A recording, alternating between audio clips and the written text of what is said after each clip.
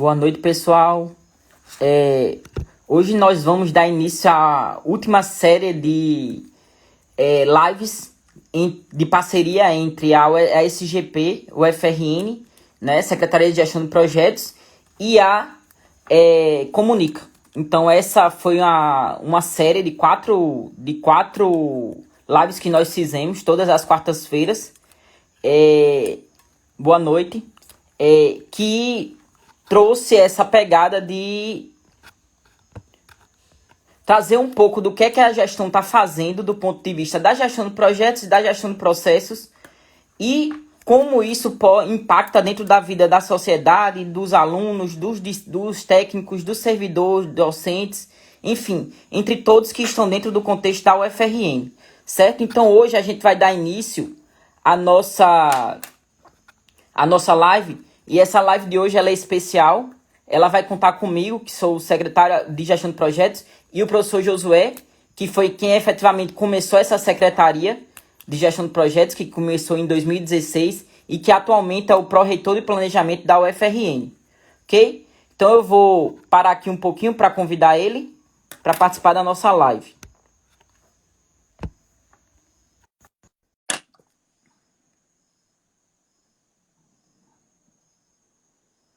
Só esperando ele entrar. Boa noite, Josué. Boa noite, André. Boa noite. Boa noite, todo mundo. Então, só iniciando, né? Eu já apresentei rapidamente, mas vamos retomar um pouquinho.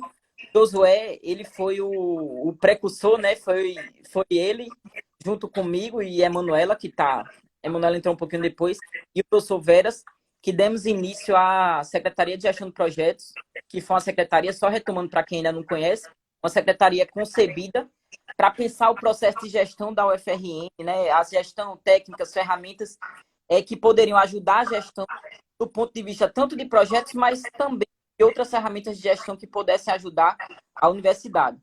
E aí, Josué, nessa nova gestão, ele assumiu a Pró-Reitoria de Planejamento e eu assumi a Secretaria de Gestão de Projetos. Então, Josué, eu queria passar a palavra para você se apresentar um pouquinho, explicar um pouquinho a sua trajetória e como é que você entrou dentro dessa vida da questão da produção enxuta, né, do Lean, que é o tema da nossa live de hoje. Ok, mais uma vez, boa noite a todos. Queria agradecer o convite, viu, André? Para a gente poder conversar um pouco. Eu acho que os temas de gestão eles são muito importantes de serem discutidos, porque às vezes a gestão, as práticas, etc., elas acabam ficando um pouco invisíveis no dia a dia, né? A gente, em função das pressões, em função das necessidades que a gente tem para fazer as coisas, acaba, enfim, ficando um pouco invisível. Eu gosto muito desse termo gestão invisível, porque às vezes a gente esquece que as práticas de acompanhamento, de planejamento, de controle efetivo, de entrega de resultado, eles são deixados de lado. Mas, enfim, André já me apresentou, né? Eu sou professor do Departamento de Ciências Administrativas, assim como André. Faço parte do mestrado profissional em processos institucionais, também como ele, sou do PPGA, Programa de Pós-Graduação em Administração também. E em 2015, ali depois do meu doutorado, eu comecei a fazer um trabalho de consultoria dentro da Sinfo, trabalhando um pouco na ótica da gestão ágil. Em 2016, eu fui convidado e eu e ele, nós damos início, junto com o professor Manuel Veras, que nos tem dado apoio desde então, para dar início a uma nova unidade, que é a Secretaria de Gestão de Projetos. A ideia, então, é disseminar as práticas, enfim, a cultura de gestão de projetos. E aí, no ano passado, um novo desafio foi colocado, né, que é estar à frente da Pró-Reitoria de Planejamento, né, que é uma pró-reitoria que essencialmente trata não só do planejamento institucional da UFRN, apesar do nome planejamento, mas que também se relaciona muito fortemente com a gestão e a governança de projetos acadêmicos, quando envolve parceiros externos, orçamento e informações institucionais. Eu queria, inclusive, mandar um abraço muito grande para todos os nossos servidores da Proplan, que são extremamente engajados e que a gente tem feito um bom trabalho lá por causa desse engajamento e comprometimento de todos. E é isso, vamos falar de Lean hoje, né? Esse tema tanto eu quanto você, né, nos interessa bastante.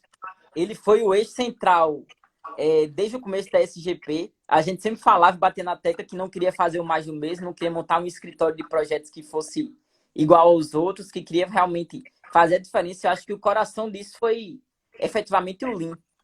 Então a gente poderia falar um pouquinho, começar explicando o que é Lean, né? Porque é um termo muito abstrato. Na gestão mesmo, muita gente não entende. Uhum, E perfeito. imagina para a população em geral que não é da área de administração. Então a gente poderia começar a Excelente. falar sobre esse tema. Vamos falar de como esse negócio nasceu de uma maneira muito rápida, só para todo mundo entender, né? É, Na verdade, o Lean nasce de uma necessidade, eu diria, de política de país, né? O Japão pós-guerra, como é a história que todos conhecem, né? Totalmente devastado. E o Japão sempre teve uma indústria, quando as coisas começaram a andar na industrialização, etc., sempre teve uma tendência a ser indústria de classe mundial. Então, sempre teve um olhar e uma mentalidade muito mundial por parte do Japão, né? Então, você tem o Lean nascendo numa perspectiva de um país pequeno, de um país que produzia e começou a produzir, no caso da Toyota, uma empresa que estava nascendo a partir de uma empresa de tecelagem, automóveis, mas que viu no modelo até então vigente de produção em massa, que era o modelo norte-americano, ou seja, produzir uma grande quantidade para muita gente a um preço baixo, um modelo que não conseguiria se sustentar naquele mercado japonês, né? Porque você tinha um país pequeno e você tinha que produzir uma diversidade muito grande de produtos. Então, nesse sentido, nasce o Lean com o desafio de, de alguma forma, mudar a maneira como a produção acontecia. A produção não poderia mais ser em massa, a produção não poderia mais ser empurrada. Não dava para simplesmente jogar os carros que eram produzidos da Toyota, desde então, para o mercado. Era preciso que a lógica fosse invertida para que o processo ele pudesse fluir. Então, o Lean nasce de uma necessidade de fazer o processo fluir, andar. O fluxo não poderia ficar parado por muito tempo. Então, essa foi a ideia, né? Você fazer o processo fluir em função da demanda ou da necessidade do cliente ou do usuário de um fluxo de processo. A palavra Lean, na verdade, ela só foi colocada como Lean, no início era sistema de produção ou produção enxuta, pelo pessoal do MIT ali na década de 90, quando eles fizeram um trabalho muito forte para tentar entender por que o Japão cresceu tanto na indústria automobilística, enquanto que os Estados Unidos não tinham crescido tanto, né? O que é que aconteceu? E eles cunharam o termo Lean a partir desse princípio de fluxo, né?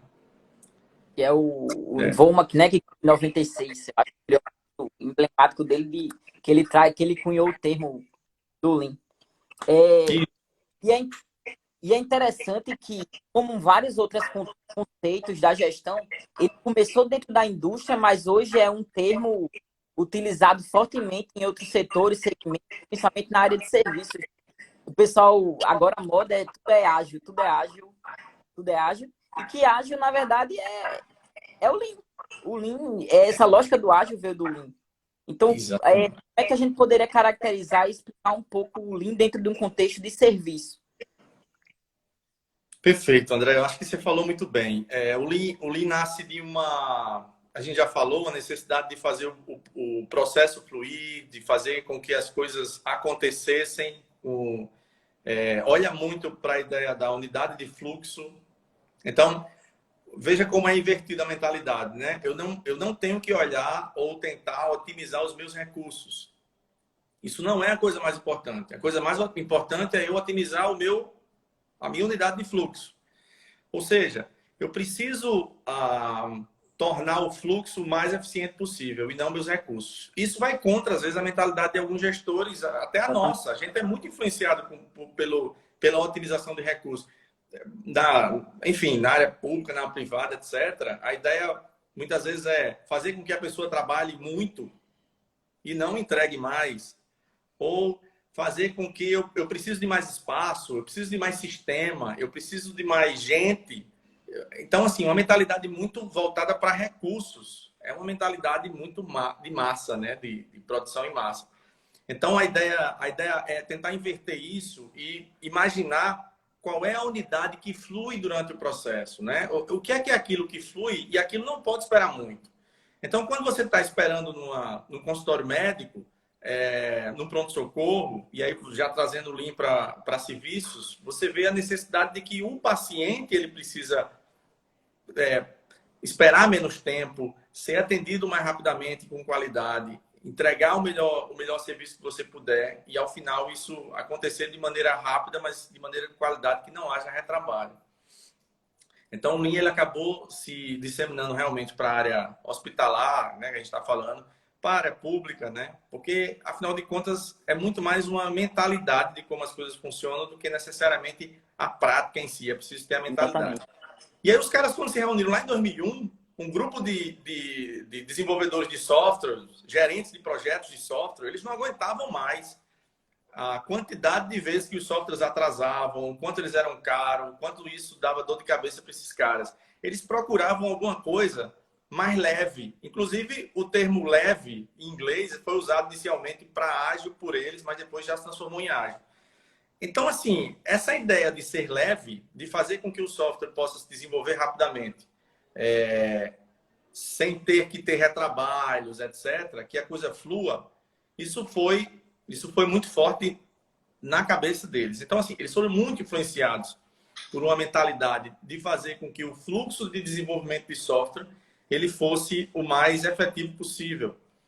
Daí a ideia do ágil. Então, o ágil vem muito do Lean. E tem uma característica do Lean, André, até para a gente compartilhar aqui, que é importante, que é, quando você muda a mentalidade de massa e vai para a mentalidade do fluxo andando, você descentraliza digamos assim, o poder. A lógica de comando e controle, ela não é a única vigente. É por isso que as práticas ágeis trazem um dos princípios, que é fazer com que as pessoas tenham autonomia. A equipe de trabalho. Aliás, o ágil olhou para a equipe, né, de trabalho. O Lean lá atrás não, olhou para toda a cadeia, inclusive os fornecedores. O ágil está olhando ali só para a equipe e agora é que tem um desafio muito grande de fazer o ágil na organização. Então, essa autonomia, isso é muito do Lean, fazer com que as pessoas possam estar envolvidas e engajadas no processo de trabalho, não apenas na execução, mas na melhoria dele, né? Isso é bem Uma, importante. uma, uma grande sacada que parece uma coisa besta, mas que é difícil, que o Lean trouxe foi trazer o cliente para o eixo do processo, para o centro do processo, para dizer "Ei, o que é que você precisa, né? Ele está no centro, ele é a cabeça daquilo ali, daquele processo. Não é mais aquela lógica do Henry Ford que diz: eu posso produzir o carro preto e só o preto, e se você quiser, aceita o meu preto. Não. Como é que você quer? E eu customizo isso, e o mais fantástico, né? Fazendo o fluxo não parar e customizando e trazendo um custo baixo. Isso aí eu acho que foi uma sacada fantástica do sistema e que funciona muito bem para serviço. No nosso contexto, a gente tem várias vivências, né, com relação a isso, Josué. Uhum. Acho que as primeiras implementações, inclusive, foi na ProPlan. Eu não Isso, sei se exatamente. Em coincidentemente2016. você ainda era da SGP. Eu acho que a É, gente poderia relatar um pouquinho nessa experiência, eu acho que foi bem interessante. E ela traz foi. muito essa visão visível que você falou aí. Exatamente, exatamente, André. A gente ficava discutindo muito na SGP, né? Na época, eu, você, a Manuela, que já estava ali em 2016, no início mesmo, antes até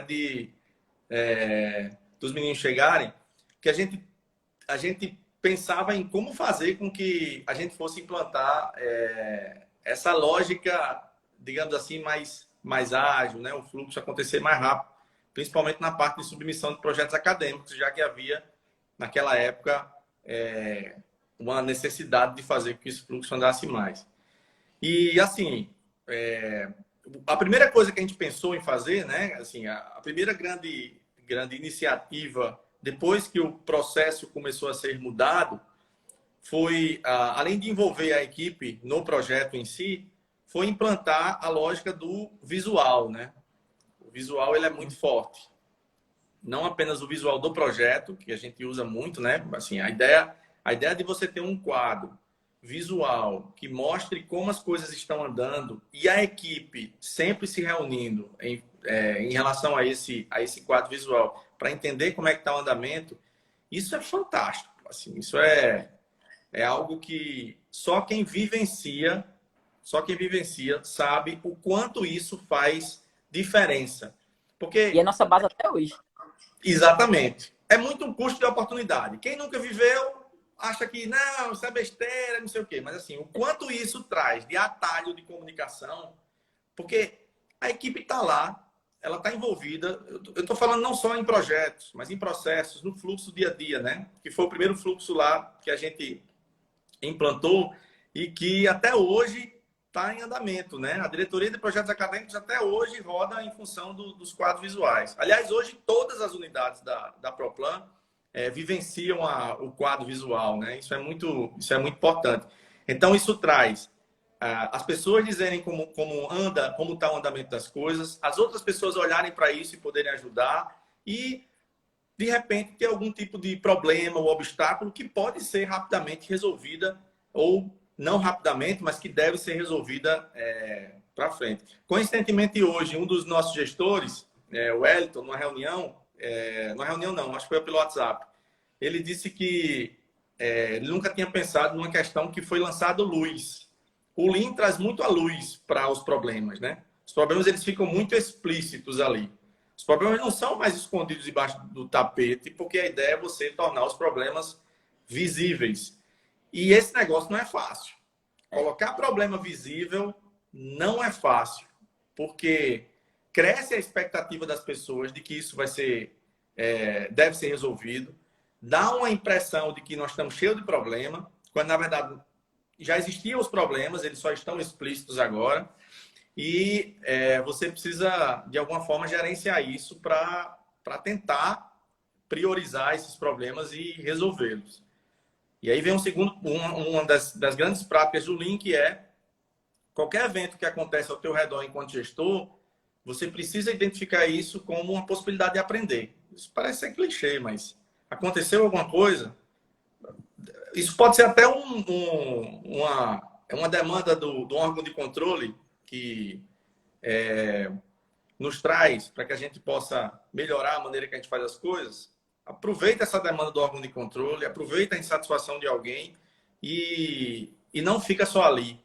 Porque se a gente ficar só ali, só naquela demanda que acabou de chegar, isso vai se tornar um eterno apaga-fogo. Então, o Lean traz a possibilidade de você ter o fluxo andando, você vai ter fogo para apagar, ok. Mas você precisa ter ações que iniciem um novo ciclo, que lá na estratégia chama de capacidade dinâmica, né? Inicia um novo ciclo para fazer com que você aprenda no sentido de melhorar. Então, usa aquilo como uma oportunidade para que você melhore. Então, isso é uma grande sacada, extremamente interessante, que faz com que a gente pense em como melhorar o fluxo a partir das coisas que acontecem no nosso dia a dia. Então... me impactou na época que a gente implantou uma fala de um dos servidores da Proplan. Uma vez ele comentou que um problema que ele levaria 30 dias por conta de movimentações, de ter que marcar uma reunião com a FUNPEC, ter que avaliar com eles o que é que vai ser feito, levaria 30 dias e eles resolveram, com a lógica do quadro visual, olhando o problema com eles, ao mesmo tempo resolveram em 1 hora. Isso. É isso que você falou muito forte. O visual, ele clarifica os problemas e ajuda a resolver. Não necessariamente é só para gerar um monte de problema e você dizer, meu Deus, o que é que eu faço agora? Não, na verdade, né? É para ajudar a resolver, e principalmente essas broncas pequenas. Que você tá lá com impedimento, às vezes é uma besteira. Mas você tá todo mundo vendo aquilo ali, já resolve, e o fluxo já começa a andar novamente, e você não vai esperar para resolver aquela demanda, marcar uma reunião, marcar alguma questão, algum outro ponto, para resolver uma coisa simples. É isso mesmo, né? É isso mesmo. Identificou, já tem que buscar resolver, e o quadro ajuda muito nesse sentido. Uma outra prática interessante do Lean é dizer para o gestor, não fique dentro da tua sala não o tempo todo. Você precisa ir lá onde as coisas estão acontecendo, né, o Gemba? Você precisa descer, você precisa conversar com as pessoas, você precisa entender dos problemas. Então, essa identificação do problema é algo importante. Aliás, tem uma coisa bem radical do Lean, que é um troço forte, que é a tal da autonomação, né? Quer dizer, se o processo para, porque se você identificou um problema, pare o fluxo. E todo mundo vai estar focado em resolver o problema. Eu quero chegar nesse nível. Esse é o Eu e sonho. você chegar nesse nível. Chegou um problema, aconteceu, para tudo, porque aí todo mundo vai estar focado para resolver o problema. Isso é muito mais... Isso traz muito mais benefício do que você vivenciar o problema várias vezes, né? Mas o que eu queria dizer é, descer para onde as coisas acontecem é também uma prática interessante. Conversar com as pessoas, entender por que o problema está acontecendo, tentar encontrar uma causa ali, que às vezes essa pode ser uma causa raiz. Isso é essencial, né? Muito importante. Porque aí faz com que a gente busque maneiras de tomar decisões enquanto gestor, não só por relatório, mas pelas dificuldades que as pessoas têm no dia a dia. Então, acho que isso é muito bom. E na gestão universitária, então, meu amigo, você sabe que Pois as é. coisas não são simples, né? Porque a gente quer que as coisas sejam ágeis, que sejam rápidas, mas a gente tem uma série de limitações do outro lado. Uma delas é a limitação normativa, né? A lei, a legislação, ela é um impedimento natural que, obviamente, nos traz enquanto responsáveis de gestor público. Né? Vários dos normativos e resoluções existem e realmente eles devem ser cumpridos. Mas tem outros que você não entende por que estão lá e isso influencia fortemente o servidor público. Né? O servidor público pressionado por essa demanda de lei, de legislação, de um monte de coisa, isso naturalmente faz com que o modelo mental dele fique muito restrito. E aí, como fazer com que as coisas sejam fluidas se a gente tem essa dificuldade toda? Então, Pois é. é uma questão. Então, quando eu me deparo com alguma questão do fluxo que eu preciso, que eu questiono, por que a gente tem que fazer isso, né? Por que a gente precisa? Por que isso precisa passar por nós? Essa é outra coisa muito, muito Lean, né? Quer dizer, o Lean trouxe a possibilidade de você identificar onde é que estão as tarefas que agregam valor, que não agregam valor ou que são necessárias. As necessárias, por causa do normativo, de regulação, não tem por onde correr. Mas tem muita coisa que a gente faz que não agrega valor enquanto participantes de uma etapa do processo. O ano passado a gente abriu mão de 3 comissões, que a gente, por fazer o questionamento, né? Não é porque nós queríamos abrir mão da responsabilidade das comissões, porque a gente achava que outras unidades tinham muito mais competência do que nós de estar nas comissões, né? Então, isso é uma maneira da gente pensar, de dizer assim, ó, eu quero entrar para agregar valor. Eu não quero ser só uma unidade ou um setor que simplesmente pegue uma demanda e passe para lá sem ter nenhum valor agregado e que isso atrasa o processo. Então, essa questão de analisar o fluxo, entender onde é que tem valor, onde é que não tem, isso é bem importante. E se você me permite, André, só mais uma coisa que eu acho também fantástico no Lean, é a ideia dos lotes pequenos, os pequenos lotes. Para quem não sabe, há uns anos atrás eu participei da banca de André quando ele estava entrando na UFRN e André me deu uma aula de Lean. Foi a primeira aula que eu tive de alguém de produção sobre Lean. Foi fantástico. Enfim, muito legal aquela aula. Então, aquilo ali me abriu também a cabeça de algumas coisas que eu estava lendo, enfim, em outras áreas de Lean e tudo. Mas você falava muito sobre pequenos lotes. Quer dizer, eu que trabalho, por exemplo, eu trabalho no fluxo de contratos, eu não tenho que esperar que os contratos eles se avolumem. Porque senão o primeiro que entrou ali faz 3 dias, vai estar esperando 3 dias, né? Então, isso é uma questão, quer dizer, os lotes eles devem ser pequenos. Recebeu, trabalhou, mandou. A lógica de eu vou deixar acumular para poder eu conseguir otimizar o meu tempo de recurso, na verdade, você não vai estar otimizando o seu tempo. Você vai estar prejudicando a unidade de fluxo, né? E Exatamente. não... Então, isso é uma questão... Eu peguei um caso uma vez de um processo que ele era exatamente isso. Ele acumulava para o gestor assinar. Aí a gente foi questionar, não sei se você lembra, questionar por que ele assinava. Ele não tinha função a assinatura dele, não tinha nenhuma... Ele nem verificava o que tinha ali, era só a canetada. A gente tirou essa assinatura, eu acho que ia reduzir o tempo do processamento em 20 dias. Então, realmente essa sacada do Lean de questionar o porquê, né? Por que isso aqui será que é necessário? Será que não pode cortar essa atividade? Isso aí é Uhum. uma premissa que a gente parece simples, mas não é uma coisa trivial dentro do contexto da gestão, e principalmente no contexto do setor público, que normalmente é a nossa pergunta, aquela resposta clássica, né? Sempre foi assim. Por É. que que a gente vai tirar? E aí tem aquele embate, né? E era até o que eu queria que você falasse um pouquinho mais. Como é que a gente pode desenvolver e aplicar o Lean de forma mais robusta dentro da universidade, dado que a gente tem esse contexto mais burocrático, que a gente tem órgãos de controle o tempo todo nos questionando, é, que maneiras a gente pode encontrar para incorporar ainda mais e conseguir difundir na universidade? É uma coisa que você gosta de falar muito, né, no Scrum, quando está dando projetos. Como é que a gente pode disseminar pela universidade como um todo? Como é que a gente pode disseminar esse contexto do Lean dentro da universidade toda e não ficar só em alguns blocos ou em projetos que a gente trabalha dentro da universidade? Pois é, André. Isso passa por capacitação, mas passa também por disseminarmos práticas baseadas no Lean em setores diversos, né?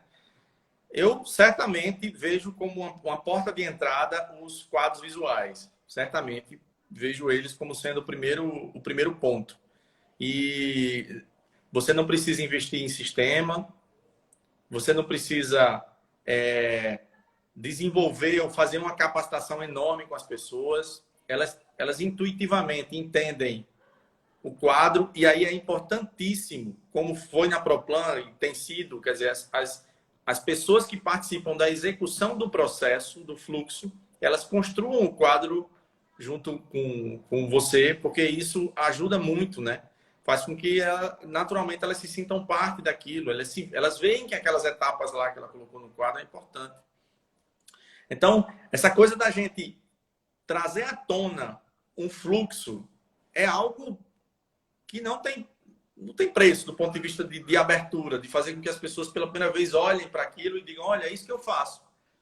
Aliás, não só o que eu faço, mas olha o que é que as outras unidades fazem, no nosso caso. O que é que as outras pró-reitorias fazem? Olha o que é que a FUNPEC faz? O que é que o coordenador faz lá na ponta? A gente olha para o todo e entende como funciona diretamente o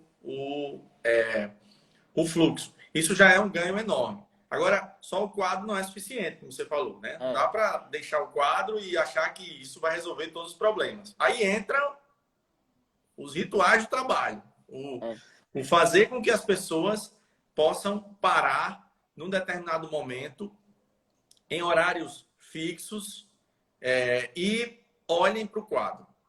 Parem e olhem como está o andamento do trabalho delas. Isso pode ser conduzido pelo gestor, mas pode ser conduzido por elas mesmas, ao olhar o quadro, elas mesmas. Então, essa prática de parar significa que eu estou parando o meu fluxo de trabalho do dia a dia, a minha rotina de trabalho do que eu faço, e eu estou mergulhando numa outra rotina de gestão.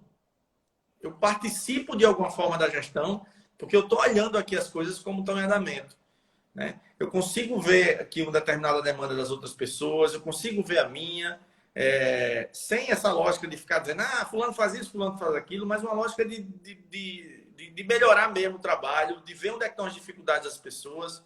É importante que o gestor esteja ouvindo, atento e consiga identificar onde é que estão os problemas e fazer eles serem desimpedidos, né? Então, esse é um outro passo crucial para isso. E depois vem os outros, né? Os pequenos lotes, você limitar a quantidade de trabalho, enfim, coisa que talvez não tenha tempo aqui da gente ainda falar sobre pior tudo. ainda. Mas importante é isso, André. Eu acho que talvez a mensagem seja: o Lean é uma filosofia, é uma maneira de pensar. É uma maneira de pensar como é que o fluxo tem que fluir, como é que ele tem que andar, como é que você tem que tirar impedimento para que as coisas andem. Não é uma coisa de você, gestor, ter o comando e controle, mandar e as pessoas agirem Exatamente. aqui embaixo, né? É uma maneira das pessoas participarem também na mudança. Isso é muito Exatamente. importante. Isso é muito importante porque faz com que haja engajamento, né? É aquela visão, né? Pessoas versus ferramentas. O foco são as pessoas e não as ferramentas. E essa Isso, é uma premissa básica que a gente sempre adotou na SGP, né? Vamos focar isso. na mudança do processo, não baseando em sistemas. Sistema vai ser importante em algum momento? Talvez. Mas vamos tentar fazer as mudanças que não necessitam de sistema tem muita coisa para ser feita dentro daquele contexto que a gente não precisa. É só mexer no fluxo. O sistema ele pode ficar ali inalterado. E isso aí ele gerou um baque gigantesco desde no começo, né? Hoje eu acho que é mais tranquilo, porque as pessoas diziam, meu problema é sistema. E a gente dizia, peraí, É, vamos é realmente sistema? Será que é um sistema? E até hoje você vê o da Proplan mesmo, claro, ele precisava de uma mudança de sistemas, vocês estão implementando, mas a gente fez mudanças muito fortes, profundas, sem essa necessidade. E, como você disse, é uma coisa muito invisível, porque a gente fez a implementação na época e a gente achava que ainda não tinha, claro, certeza que a coisa tinha melhorado. E eu lembro até que Luan, que é nosso administrador lá, foi fazer uma avaliação do tempo. De forma invisível, a gente tinha melhorado o tempo de 90 dias, que era o tempo médio, para 30, não foi? Eu acho que foi uma melhora de. Eu não sei se você lembra na época. uhum, E num período é, de alta demanda. isso, Foi ainda um feito muito grande. De forma invisível. Ninguém exato. percebeu. Foi uma coisa sem uma mudança muito brusca, com reuniões mais periódicas, com a utilização do quadro, sem aquilo de disruptivo demais e dizer, olha, vai mudar tudo aqui, vai mexer em tudo no setor e vai acabar tudo que vocês estão fazendo. Não, foram mudanças sutis no processo que trouxeram impactos gigantescos. Eu acho que é o grande ganho do Lean. E que o Kanban, né, que é o quadro visual, ele traz muito forte essa ideia. Ok, Josué? Exatamente. Beleza. Deixa eu ver se tem alguma pergunta. Veja aí. Perguntaram aqui como é que a gente poderia adotar o Lean dentro do contexto do ensino remoto. Boa pergunta.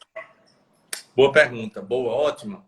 Geralmente, eu vejo essa mudança da pandemia, se você acompanha o seu filho, o meu filho, que estão no ensino ainda fundamental, inicial, as escolas elas precisaram se adaptar, né, para a mudança e tudo, mas a cabeça ainda continua aquela da educação centralizadora, da professora centralizando as coisas, da tia, né, apresentando as coisas para os meninos, etc. Então, quando eu vejo isso, eu vejo que ainda há uma mentalidade muito empurrada, muito produção em massa ainda, né? Lá atrás, muito empurrada da educação, de que a gente precisa ter aulas, mesmo que remota, mas síncronas, do professor passar 1 hora e meia falando, apresentando conceitos, etc, etc. Isso é bem empurrado mesmo, bem produção em massa, né? Quer dizer, você é o detentor do conhecimento e coloca isso para os alunos. Como é que a gente pode mudar isso e tornar isso mais puxado, mais lean? Uma maneira de fazer isso é, ao invés de você, professor, aguardar uma aula para falar durante 2 horas, 2 horas e meia, você antecipar alguns vídeos muito pequenos, conceituais, sobre conceitos básicos da tua disciplina e aproveitar os encontros síncronos para serem puxados.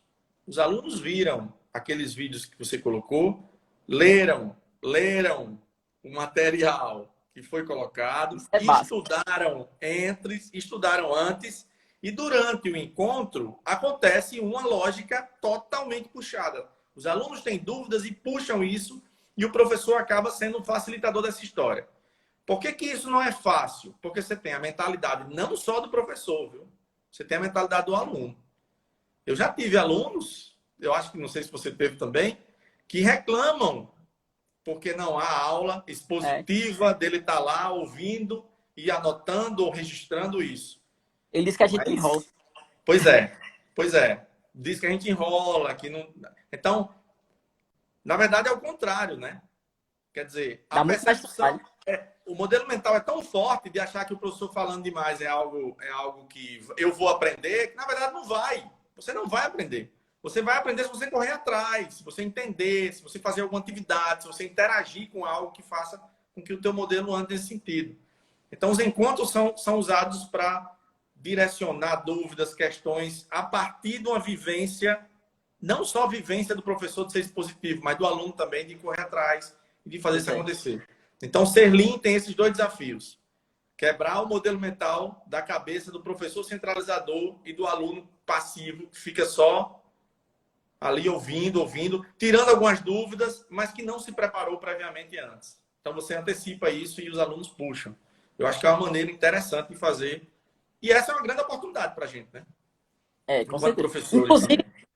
Inclusive, uma forma de fazer isso, de puxar esse conhecimento, é utilizando um quadro visual, né?